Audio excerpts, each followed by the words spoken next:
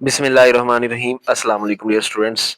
My name is Ehsan Amar. आज हम physics class 11 unit number 9 electrostatic and current electricity का last topic 9.21 topic है जिसका नाम लाइट डिपेंडेंट रेजिस्टर है, ये पढ़ेंगे। ये टॉपिक जो है ये थ्योरेटिकल टॉपिक है जिसमें मैथमेटिकल स्टेप्स नहीं होंगे।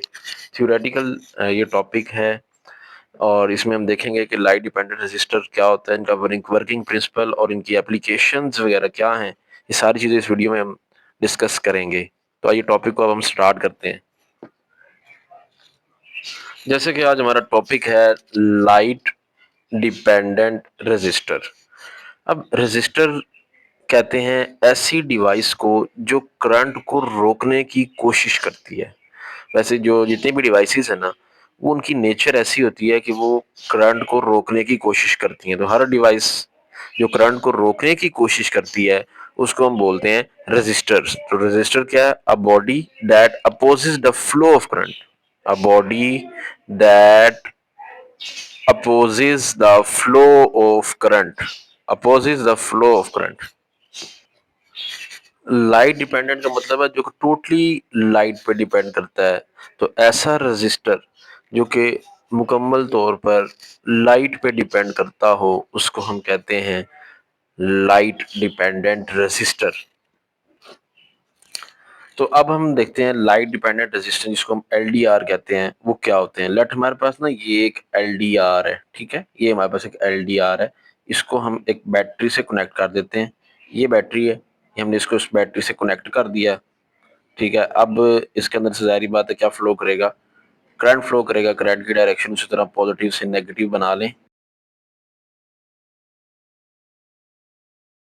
देखिए अब अगर तो ये अच्छा रजिस्टर होगा ना तो इसके अंदर से करंट इजीली फ्लो नहीं कर सकेगा, ठीक है। लेकिन जब इस पे लाइट पड़ेगी, क्योंकि लाइट पे डिपेंड करता है, लाइट डिपेंडेंट रजिस्टर है, अगर इस पे लाइट पड़ेगी ना तो लाइट पड़ने की वजह से इसकी जो रेजिस्टेंस है वो हो जाती है कम। अब जब रेजिस्टेंस कम हो जाएगी ना तो फिर इसके अंदर से जो करंट है वो अच्छा फ्लो करेगा। करंट मतलब बढ़ जाएगा। पहले करंट नहीं फ्लो कर रहा था, लेकिन जैसे ही इसके ऊपर लाइट पड़ेगी तो इसकी रेजिस्टेंस डिक्रीज हो जाएगी और अब ये कंडक्शन स्टार्ट कर देगा।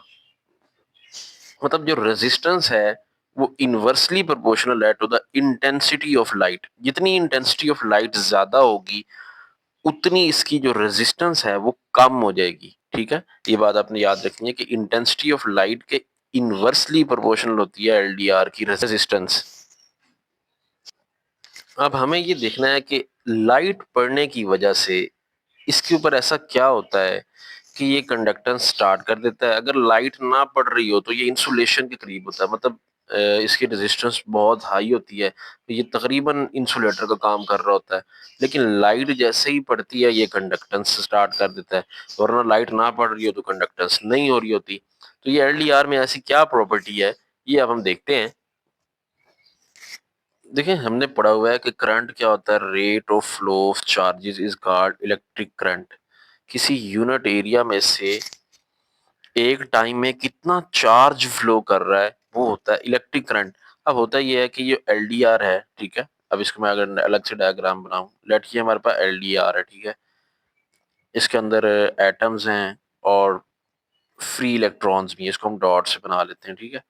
अब नॉर्मल कंडीशन में क्या होता है, करंट फ्लो करवाने के लिए इन इलेक्ट्रॉन्स ने फ्लो करना होता है। अब ये एटम्स के दरमियान में से फ्लो करना ना बड़ा मुश्किल होता है इनके लिए, ठीक है।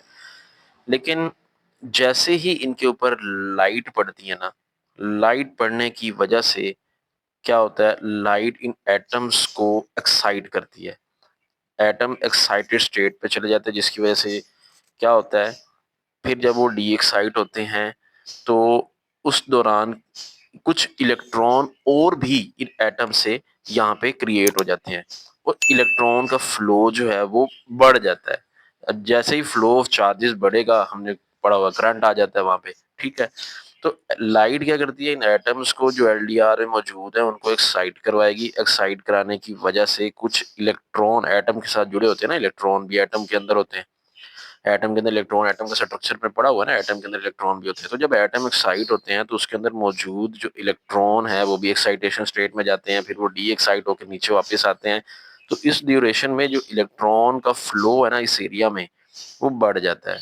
अब इलेक्ट्रॉन का फ्लो बढ़ने की वजह से फिर वो क्या होती है, रेजिस्टेंस फिर कम हो जाती है। हम कहेंगे जब फ्लो ऑफ इलेक्ट्रॉन बढ़ गया, रेजिस्टेंस कम हो गई है, तो रेजिस्टेंस कम हो गई है तो हम कहेंगे अब कंडक्शन अच्छी हो रही है।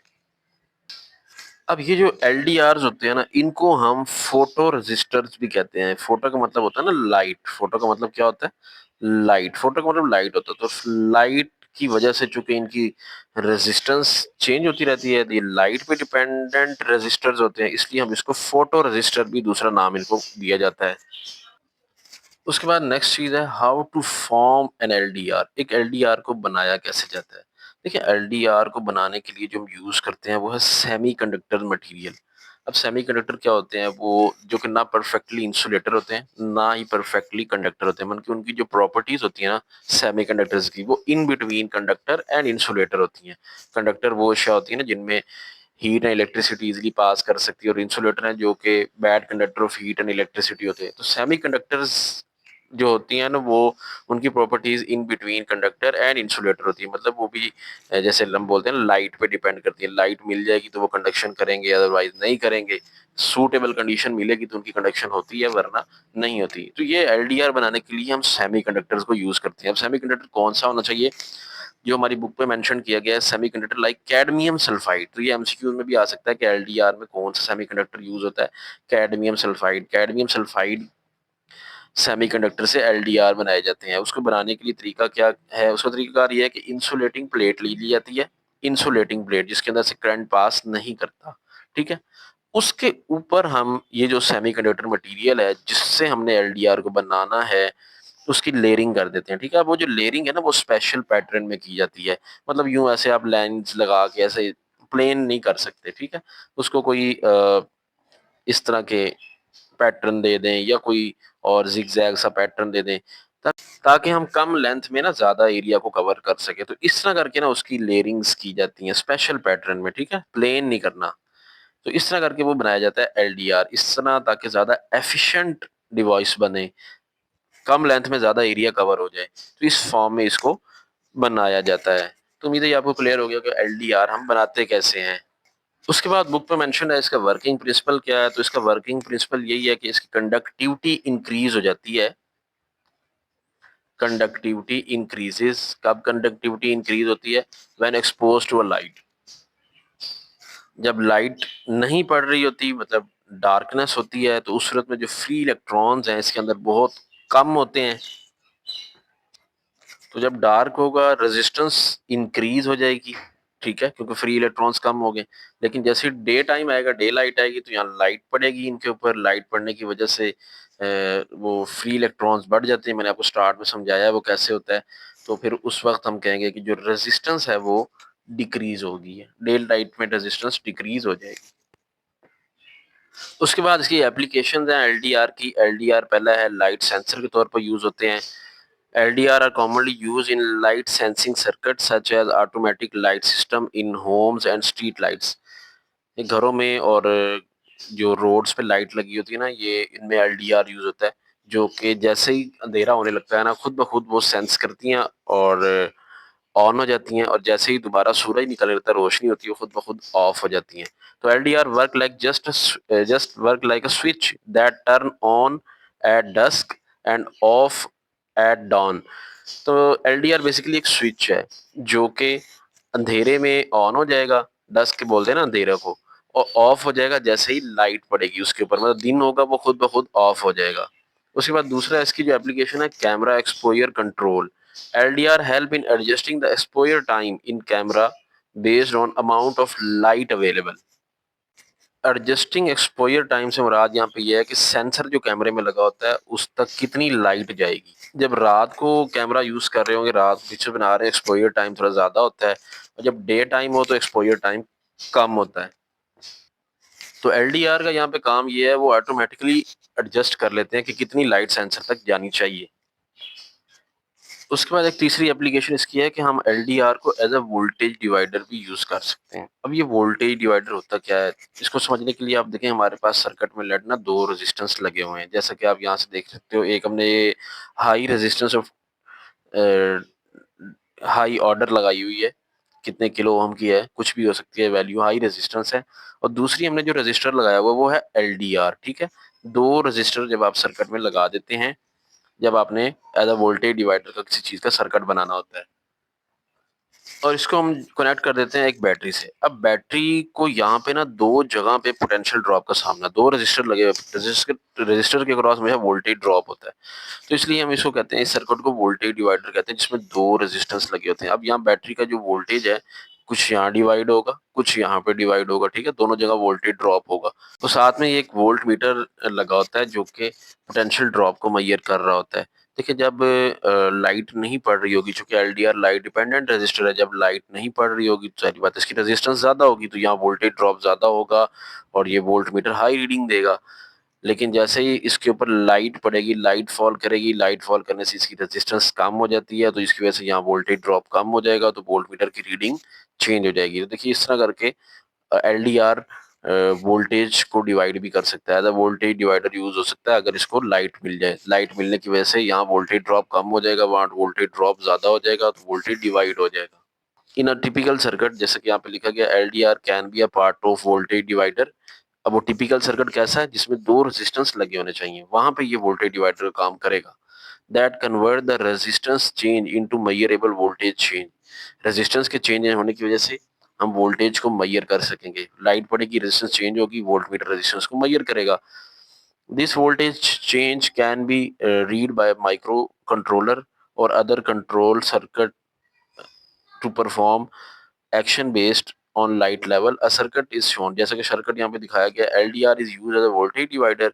इन dark LDR has very high resistance as compare to the standard resistance 100 kilo ohm in a circuit. तो जब डार्कनेस होगी, अंधेरा होगा, इसकी रेजिस्टेंस उसके मुकाबले में ये जो स्टैंडर्ड रेजिस्टेंस है उससे ज्यादा होगी, ठीक है।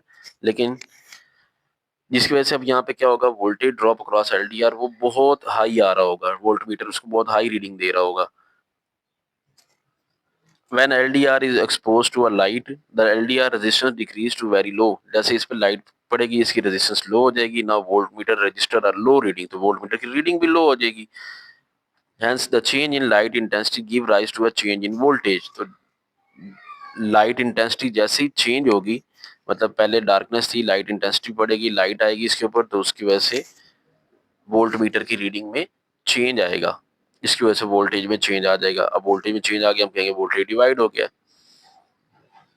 Therefore, by connecting the midpoint B to a NOT gate, LDR can be used as a switch। तो अगर हम यहाँ पे B पॉइंट की जगह हम नॉट गेट लगा दें, तो नॉट गेट लगाने से हम इसको एज अ स्विच भी यूज कर सकते हैं एलडीआर को, जो कि अपनी सूटेबल कंडीशन में ऑन होगा। अगर आपके जहन में ये क्वेश्चन आ रहा है कि रात को रेजिस्टेंस एलडीआर की हाई होती है, तो रेजिस्टेंस हाई का मतलब तो ये करंट फ्लो नहीं करेगा, तो बल्ब कैसे रात को ऑन हो जाते हैं और डे टाइम में तो वो ऑफ हो जाते हैं जबकि रेजिस्टेंस कम होती है। देखिए एलडीआर डायरेक्टली बल्ब से कनेक्ट नहीं होते, ठीक है। ये जो सर्किट होता है ना, कंट्रोल सर्किट, जो कि उन लाइट्स को कंट्रोल कर रहा होता है, उसका ये हिस्सा होते हैं, ठीक है। अब इसको एलडीआर को अटैच किया होता है हमने रिले के साथ या ट्रांजिस्टर के साथ, ठीक है। तो ये मतलब एलडीआर बल्ब को नहीं ऑन या ऑफ कर रहा होता। अब एलडीआर की रात टाइम रेजिस्टेंस हाई होने का मतलब ये है कि एलडीआर की रेजिस्टेंस हाई है, तो इसका मतलब है कि वो जो सर्किट है जो कि बल्ब को ऑन करता है वो कंप्लीट हो जाएगा, उसके अंदर करंट ज्यादा अच्छा फ्लो करेगा, ठीक है। तो एलडीआर का डायरेक्ट उस बल्ब से कनेक्शन नहीं होता, ये बात आपने क्लियर कर लेनी है जहन में। आपके जहन में शायद ये कंफ्यूजन हो कि रात के वक्त हाई रेजिस्टेंस एलडीआर की है, तो हाई रेजिस्टेंस में तो बल्ब जलना ही नहीं चाहिए।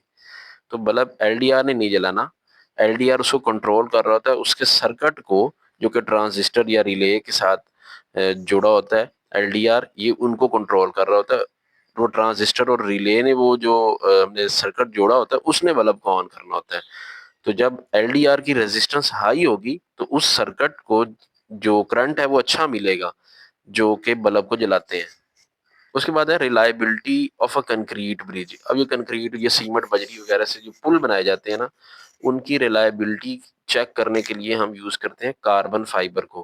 भाई कोई उस ब्रिज में कोई क्रैक्स वगैरह तो नहीं आ रहे जिसकी वजह से ब्रिज के गिरने का खतरा हो, कोई हादसा वगैरह ना हो जाए। तो रिलायबिलिटी ऑफ कंक्रीट ब्रिज को चेक करने के लिए हम यूज करते हैं कार्बन फाइबर। अब ये कार्बन फाइबर होती क्या चीज है? कार्बन फाइबर बेसिकली कार्बन के छोटे छोटे एटम्स होते हैं। थोड़ी सी मिकदार हम कंक्रीट ब्रिजेस के साथ मिक्स करके ब्रिजेस बनाने में उसको यूज करते हैं। इस थोड़ी सी मिकदार शामिल करने से फ़ायदा ये होता है कि हमें हमारा जो ब्रिज है उसकी स्ट्रेंथ इंक्रीज हो जाती है, और कुछ सालों के बाद अगर हमने उसका अंदाज़ा लगाना हो कि हमारा जो ब्रिज है वो टूटने का खतरा तो नहीं है, उसमें कोई क्रैक्स वगैरह तो नहीं आ रहे, तो वो हम इजीली फिर पता लगा सकते हैं इस कार्बन फाइबर के ऐड करने की वजह से। अब ये जो कार्बन फाइबर होता है ना, ये बहुत लाइट वेट होता है। ये कंक्रीट ब्रिज में ऐड करने से हमारा जो ब्रिज है उसका वेट भी एक तो कम हो जाता है, और उसकी जो लाइफ टाइम है वो भी इंक्रीज हो जाती है। अब इनकी मदद से कार्बन फाइबर्स वगैरह की मदद से हम इसको ऐड करते हैं ब्रिजेस के अंदर। इसकी मदद से हम उस ब्रिज की रिलायबिलिटी कुछ सालों बाद कैसे चेक करेंगे? देखिए, जो कार्बन फाइबर है ना, गुड कंडक्टर ऑफ इलेक्ट्रिसिटी है। हम क्या करते हैं, इलेक्ट्रिसिटी पास करते हैं। तो वक्त के साथ साथ अगर तो ब्रिज में क्रैक्स आ रहे हैं तो उसकी जो रेजिस्टेंस है वो इंक्रीज हो गई होती है। तो रेजिस्टेंस अगर इंक्रीज होगी, वो करंट ना पास कर रहा हो, तो उससे आइडिया हो जाता है कि जो ब्रिज है उसमें क्रैक्स आ रहे हैं। तो रेजिस्टेंस बढ़ने का मतलब ये है कि जो कंक्रीट के पार्टिकल्स है ना, वो एक दूसरे के साथ अब जुड़े नहीं हुए, बल्कि दूर दूर हटना शुरू हो गए हैं, सेपरेट होना शुरू हो गए हैं, मतलब ब्रिज खराब हो रहा है। तो इस तरह करके इंस्पेक्टर्स जो होते हैं वो चेक कर लेते हैं रिलायबिलिटी को इलेक्ट्रिकल रेजिस्टेंस के जरिए, करंट पास करवाते हैं। अगर रेजिस्टेंस हाई है, करंट नहीं सही पास हो रहा, तो भी पता चल जाएगा कि जो ब्रिज है वो खतरे में है। तो इस तरह करके ये पता लगता है। तो अब इसको अब स्टेप्स पढ़ लेते हैं। First step is know the electrical properties of carbon fiber. Carbon fiber are known to be a good conductor of electricity due to their high carbon content. इसमें हाई कार्बन कंटेंट होने की वजह से electricity का ये अच्छा conductor है। ये बात हमने पढ़ ली already. Secondly, we can emmed the carbon fiber within the slab of concrete bridges during the construction के दौरान हम कार्बन फाइबर को उसके दरमियान ऐड कर देते हैं, इनकी लेयर्स के दरमियान। उसके बाद inspectors can check the reliability of concrete bridge by applying small electric current to the carbon fibre network. They can determine the integrity of the concrete bridge structure by measuring the resistance of the network. यही बात मैंने आपको already समझा दी है। Electric current pass करके resistance को major करते हैं, कितनी रेजिस्टेंस है, वहां से उसकी रिलायबिलिटी का पता चल जाता है कि अब कितना पायदार है ये bridge. The sensor installed into the network can show whether the electrical resistance is changing or not। वहाँ सेंसर लगे होते हैं, वो सेंस करके बताते हैं कि रेजिस्टेंस चेंज हो रही है या नहीं हो रही। If the resistance remain the same over the time, it indicate that concrete bridge is maintaining its structure integrity. अगर तो रेजिस्टेंस चेंज नहीं हो रही, इसका मतलब जो ब्रिज है उसका स्ट्रक्चर सही है, उसने अपना स्ट्रक्चर अभी मेंटेन किया हुआ, उसको कुछ भी नहीं हुआ। However, if the resistance increases, it means that concrete is deteriorating और that carbon fibre are being damage. तो उससे पता चल जाता है कि कार्बन फाइबर डैमेज हो चुका है, और मटेरियल जो कंक्रीट है वो भी हमारा ख़राब हो रहा है अगर रेजिस्टेंस हाई आ रही है।